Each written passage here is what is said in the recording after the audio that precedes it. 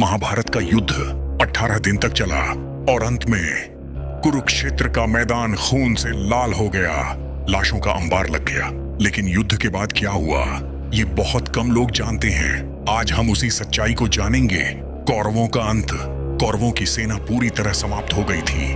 दुर्योधन की मृत्यु के साथ कौरव वंश का अंत हो गया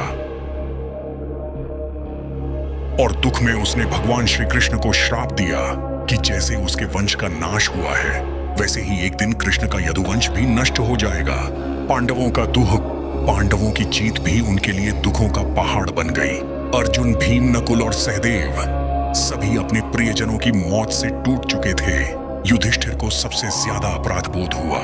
उन्हें लगा कि लाखों लोगों के विनाश के जिम्मेदार वही हैं। वे राजगद्दी स्वीकार नहीं करना चाहते थे। तब श्री कृष्ण और व्यास मुनि ने उन्हें समझाया कि यह सब धर्म की रक्षा के लिए हुआ है। इसके बाद युधिष्ठिर का हस्तिनापुर में राज तिलक हुआ। धृतराष्ट्र और गांधारी का वनवास। धृतराष्ट्र और गांधारी ने सब कुछ खो दिया था।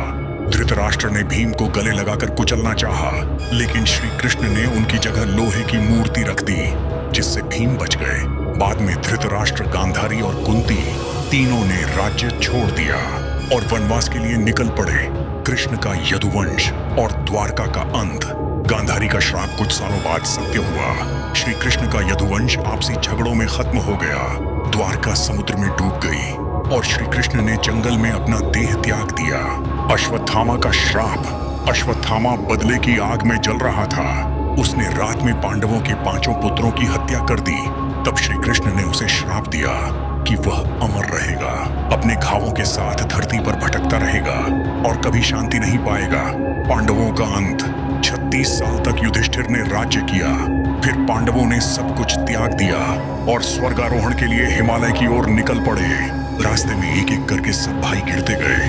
अंत में केवल युधिष्ठिर ही स्वर्ग तक पहुंचे, क्योंकि उन्होंने जीवन भर धर्म का पालन किया था। निष्कर्ष, महाभारत का युद्ध सिर्फ एक विजय नहीं बल्कि एक गहरी सीख है। इसमें कोई भी वास्तव में नहीं जीता।